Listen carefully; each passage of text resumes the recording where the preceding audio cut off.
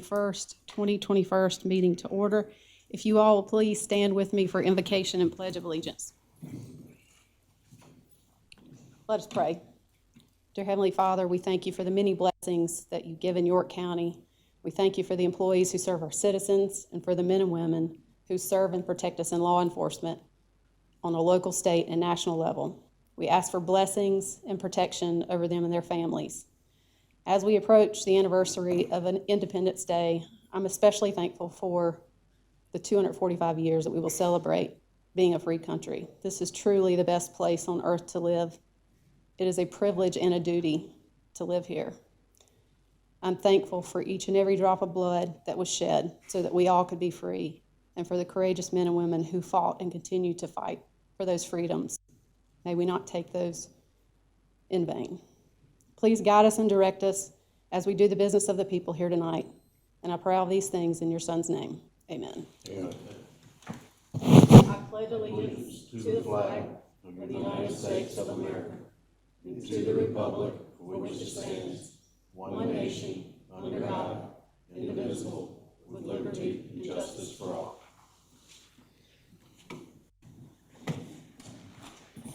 At this time, the council will recognize Amanda Carter for her service and retirement with York County. At this time, I'd like to recognize Major Robbie Hudgens, who will come up and speak for her. And if she wants to speak after that, she certainly can address the council as well. Good evening. Sheriff Tolson regrets that he couldn't be here tonight. He is actually out of state and on another matter. But it is my distinct honor and to provide the council tonight with some background information concerning Detective Amanda Carter and her outstanding law enforcement career, and it was outstanding. She first came to the sheriff's office on August the 18th, 1997, and a distinction that she holds is that she is the first African-American female to be a certified officer at the sheriff's office. And so she paved the way for others to come. She has proven to be an outstanding employee. She served in the patrol division as well as a detective, and we received many commendations and letters of appreciation and thanks for her service. Most recently, she served in the sex offender registry, and she kind of spearheaded that unit. And that's the most difficult unit to be part of, but Amanda did an outstanding job at that and SLED, even South Carolina Law Enforcement Division, understood how well they did that. We were one of the first in the county to do that, and Amanda, you're a big part of that. Also, she served as a negotiator on our negotiation team, and that's been a while, but I understand that she did a tremendous job there. Amanda has served the citizens of York County and the sheriff's office faithfully for over 23 years. And not only that, but prior to the employment with the sheriff's office, she served at the Winthrop University Police Department for 9 years and rose to the rank of sergeant. Amanda has accumulated 32 years of service as a Class 1 officer in the state of South Carolina, and that's quite a feat. On a personal comment, just to let you know, Amanda, you're a kind and caring person, and everyone has appreciated that at the sheriff's office. And you're a woman of faith, and you've shared that faith with others. You have truly been a public servant. So it's my privilege to tell you, Amanda, congratulations on a job well done, and best wishes from your sheriff's office family.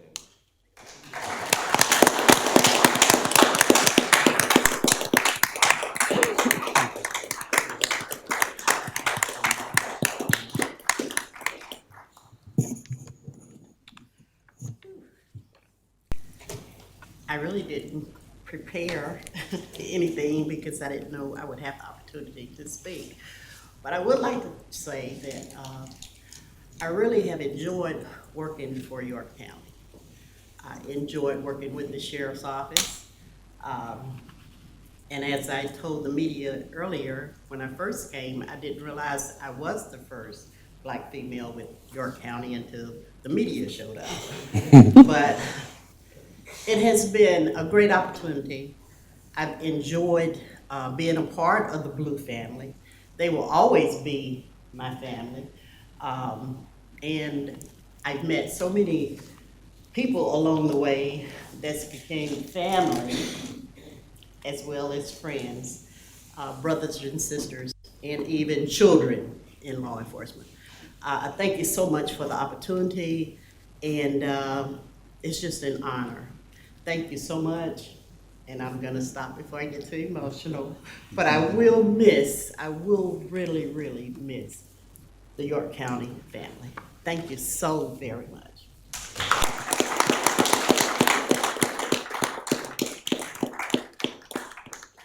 Thank you, Ms. Carter, for your trailblazing work that you've done at the county. 32 years as an officer, that's quite impressive, and we appreciate all that you've done. And on behalf of the council, I know that we appreciate the hard work that you've put here, and we're excited to see you be able to now celebrate some retirement. We hope you have fun and have a good time doing that. Thank you, ma'am. At this time, council will recognize the Honorable Cliff Barinsky on his service and retirement with York County. If Magistrate Judge Stephanie Wood would come forward, I'm going to recognize her.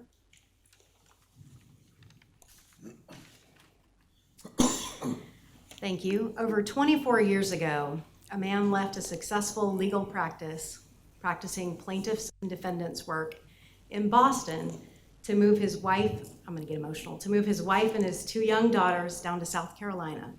Just 2 and 3 years old, he moved them down here to be closer to their grandmother. In 1971, Judge Barinsky graduated from the Case Institute of Technology in Cleveland, Ohio. As a metallurgical engineer. I had to say that a couple times. And in 1975, Judge Barinsky graduated from the New England School of Law with honors with his Juris Doctor. In 1975, he started his distinguished legal career. And in 1979, he started his own law practice, eventually branching out into other firms. After 25 successful years as a practicing attorney, Judge Barinsky moved down to South Carolina with his little girls, and we are lucky that he became a magistrate in York County in 1997. He only planned to practice in York County as a magistrate for a couple of years, but 24 years later, here we are, he's still here. Not only did he serve the people of York County, and we're so lucky that we've all benefited from his service, but judges and lawyers from across the state called him consistently, asking for his legal advice and expertise. In South Carolina, judges are required to retire at 72. I'm kind of emotional because at 72, Judge Barinsky still has so much more to give to this county. And as he retires, he takes with him his experience and all of his knowledge that he has gained. But we are so lucky to have benefited from all of that over these years. Today, we recognize Judge Barinsky's service to this county, and I feel honored to be able to introduce my distinguished colleague, Judge Clifford Earl Barinsky.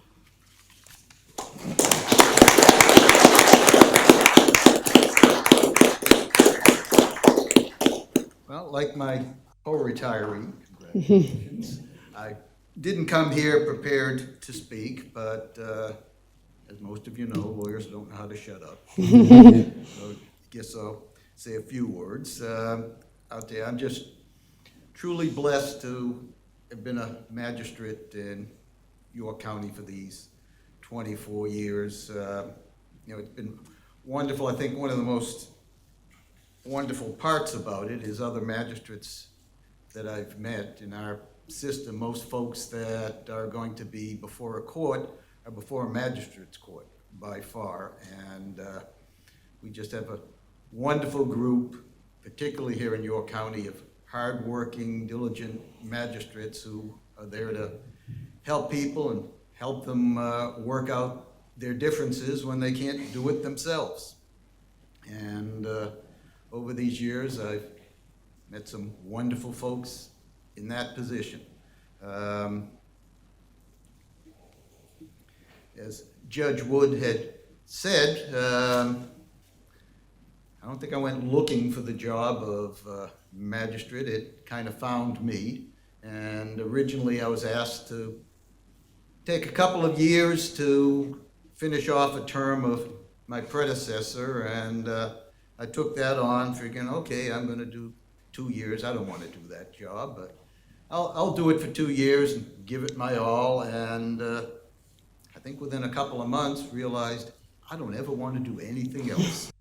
As you heard, I was fairly new to York County, looking not only for what I was going to do professionally, but how to become part of the community, part of the county, and serve the county, and very quickly found out I don't think there was a better way I could have served the county than as a magistrate. As I said, I didn't think I was going to like doing it, and found out very quickly I loved it, and it was just such an honor to help citizens work out the problems that they couldn't work out themselves.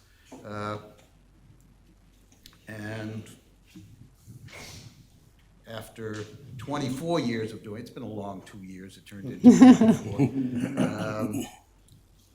I think if we didn't have a state law that judges were going to be retiring at 72, I'd probably be looking at trying to do this for another 24 years. But it's been a pleasure, and I've gotten a lot more from it from the citizens of York County than I ever had to give in the job.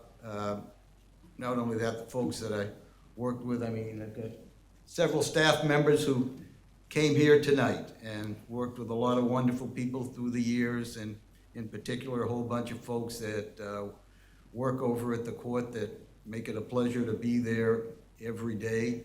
Got another week and a half to do this, and I'm gonna enjoy every minute of it. And also want to thank the members of the council for all you do for the county, and God bless you. Thank you. Thank you.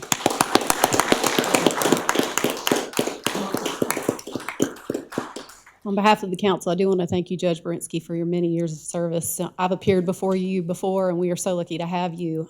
You have always been known for your fairness, for your integrity, and for your thoroughness, and you will certainly be missed, but we do wish you well in your retirement. Thank you very much. Yes, sir. At this time, we do not have anyone for oath of office, and we will move down to the public forum session.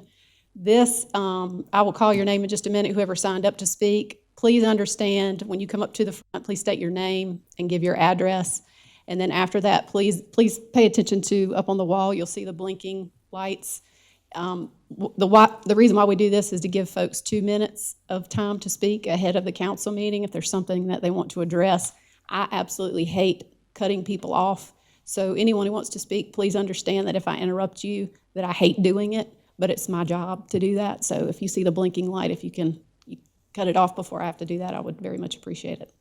The first individual on our list is Shekinah Miller.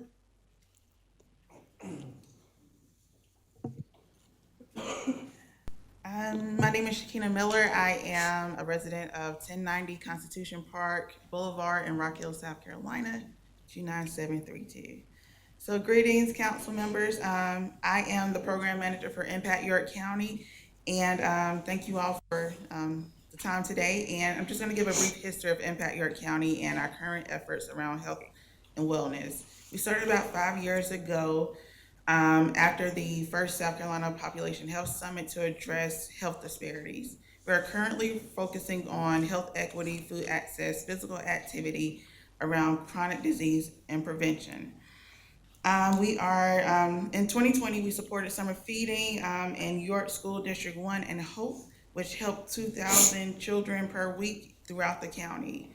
In the past year, we've assisted to getting 11,000 boxes of food to families throughout the county with through our various partners, such as nonprofit schools and churches. We are working with Hope to create a sustainable model to help bring in food share, which helps people purchase food at an affordable price and it is for anyone to purchase. And we are also working on a food policy council. But helping impact your counties helps our partners, and helping our partners helps a healthier South York County to become more productive members of the communities.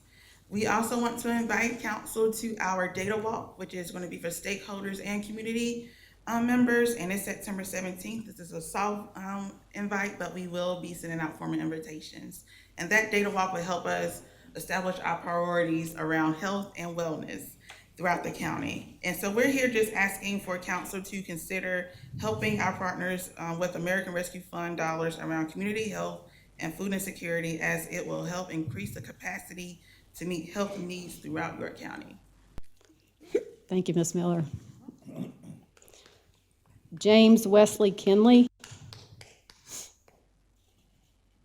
James Wesley Kinley. Are you Mr. Kinley? Are you Mr. Kinley? Oh, if you want to come forward and speak. I'm sorry, I had an accident today. My name is James Wesley Kinley III, and I proudly, and honored to speak this to the state of South Carolina. This is not only given for me, this is given for other people as well. And it must come to a stop and everything. This is the law for the state of South Carolina. This is called panhandling. I don't know if you know the word panhandle or not. Well, in the state of York County and everything, if you panhandle, you go to jail, right?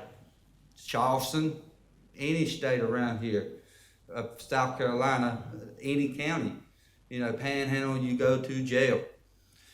But you don't know that person, you don't walk that person's footstep. That person that's homeless and everything, it needs to come to a stop. In North Carolina, there's such thing as aggressive panhandling and panhandle, right? Their law, even though they're in a different state and everything, we are down here, but we need to stop it. They say that North Carolina say that you can panhandle, but with aggressive panhandle, you go to jail. Or if you're drunk or intoxicated, you will go to jail, right? If he's begging for food, if he's begging for anything like help with a rent, some gas, I'm down here because I have a truck problem. My wife has a heart condition. I don't want to be put in jail. I'm trying to stand right here and fight for my right, to keep from going to jail. Not only for a black man, for all color. We must put an agreement to stop it. Y'all talk about demonize the police. Well, y'all ain't seen demonize the police yet. Y'all need to stop it, because God told me to tell y'all, if you don't ask for prayer, He ain't gonna make it rain in your land. That's through your blessing, and love your neighbors as you should love yourself.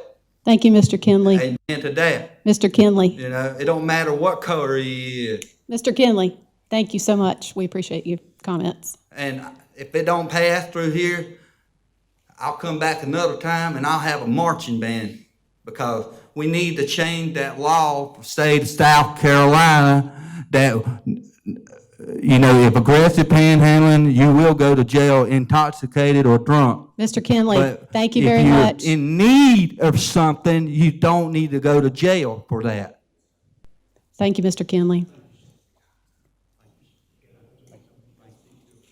Thank you, gentlemen.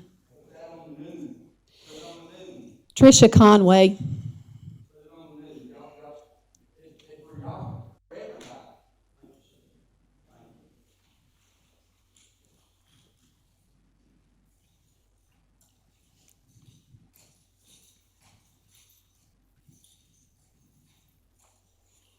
Wrong that y'all put people in jail if they're homeless, if they need food, if they need water.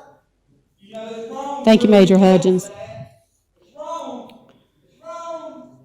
Ms. Conway. everybody. Tricia Conway, Boat Shore Community, 749 Painted Lady Court, Rock Hill. I do want to thank the people that I have been working with, Mike, Pat, several other people, Eric. We do have signs in Boat Shore that now read parking for residents and their guests only, and that has worked out well. But what has not worked out well is when you are either trying to get in or out of the Boat Shore community on the only access road that is available to us. We are only one road of a community.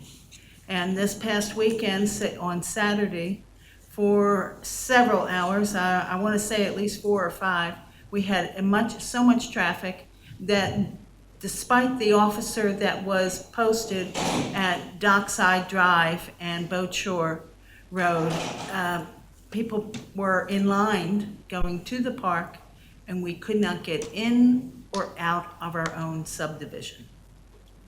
That's something that has to be addressed. I think part of it can be addressed by putting up a stop sign at the intersection of Dockside and Boat Shore. But we also have, despite a sign that is posted on Boat Shore now, it's one of those electronic signs that tells you how fast you're going. And if you're going good, it's congratulations.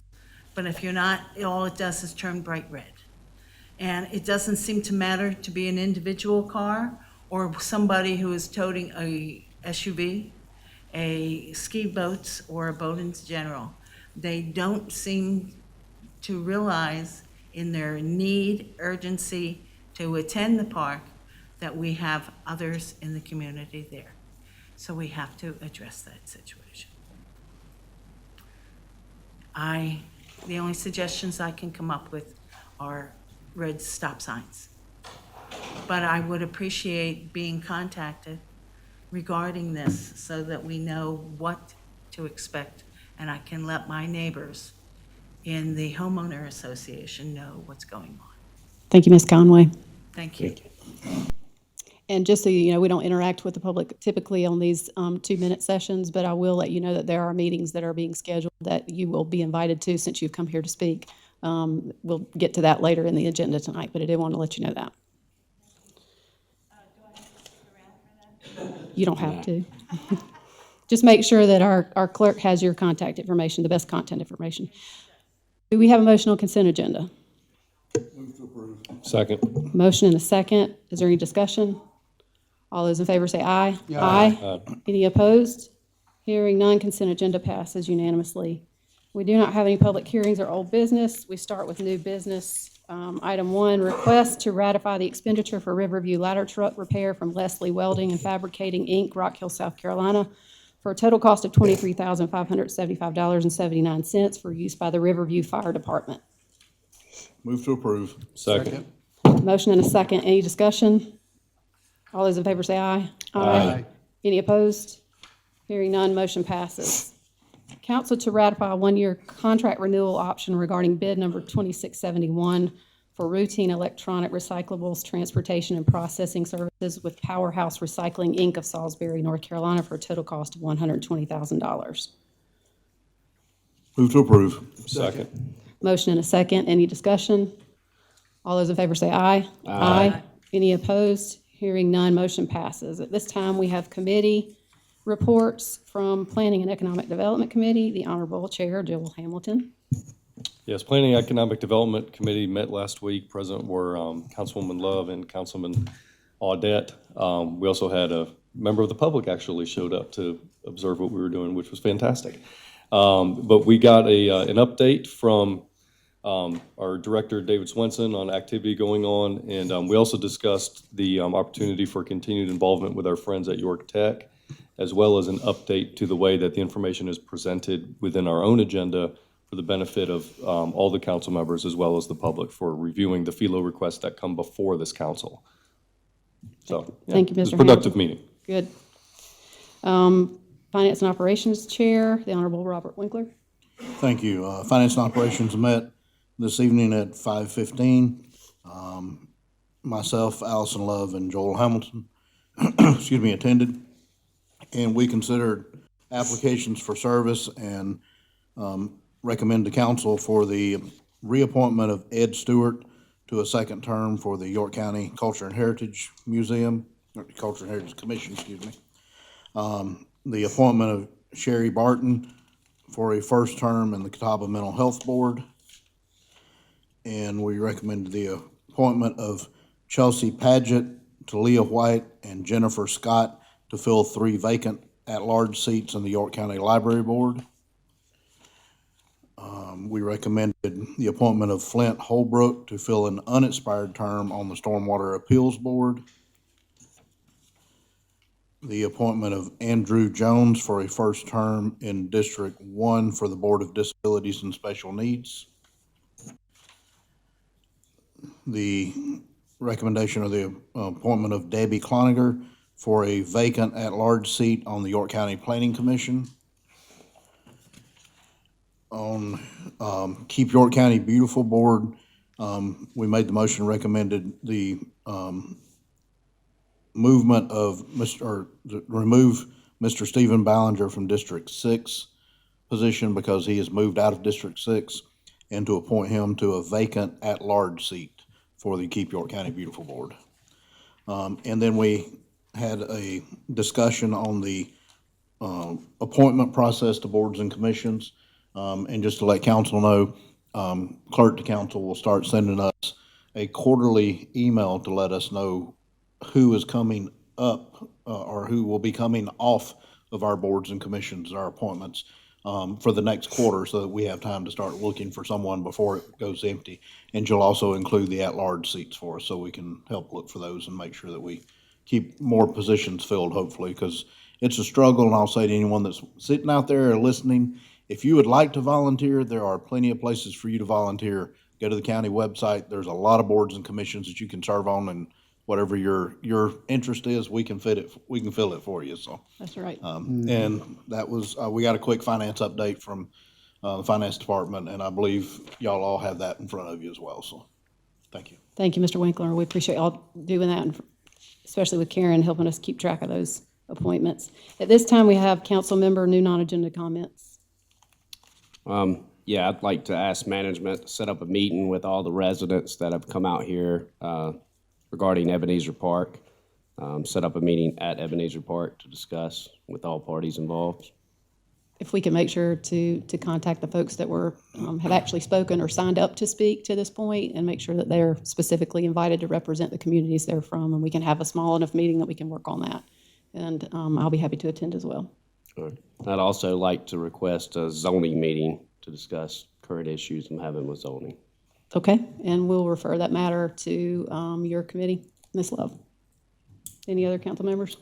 Yeah, I'd like to thank the South Carolina Road Department, the hard work that they did on the interstate to get the intersection and the roads up to grade across the bridge. The work that they did in quite the exponential process, so I applaud them for their hard work and getting it done as fast as they did. Thank you.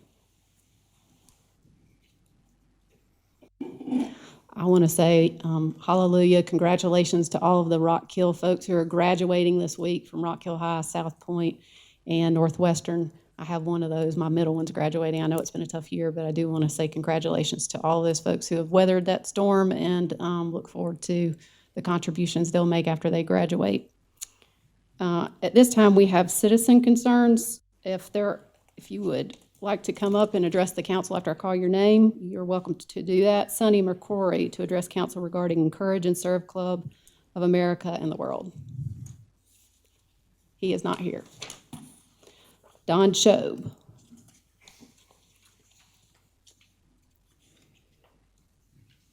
Did I get it right that time? Yes, ma'am. All right. Good evening. My name's Don Shobe, and I live at 3138 Lake Wiley Drive in Rock Hill, about a half mile from the gate from Ebenezer Park. When I originally signed up for tonight, I had planned to give another report on the issue, the traffic issue with the park, acknowledge some progress, and discuss additional needed remedies. Since I signed up, I've had the opportunity to discuss the issue personally in detail with Councilman Guffey and corresponded with Mr. Hudspeth and Chairwoman Cox. In my conversations with Councilman Guffey, he suggested we could foster a partnering with the county and our community where we could be heard in detail at a meeting outside of council proper. The same sentiment was reflected by Mr. Hudspeth and Chairwoman Cox, and I feel that we should give that effort a chance. While many of the problems listed in last meeting still do exist, some progress is definitely evident, and it's clear that the park management and our sheriffs are working the problem. I look forward to the meeting and having meaningful dialogue and detailed dialogue about the issues presented by our new, now popular park. If we work together, we should be able to find and fix the remaining issues to our mutual satisfaction. I hope to be able to report to the council and chambers in the near future on the progress and collaboration on each of the items we've discussed that we have concerns with in the near future. Thank you for being responsive and concerned. Thank you, Mr. Shob. David Angel.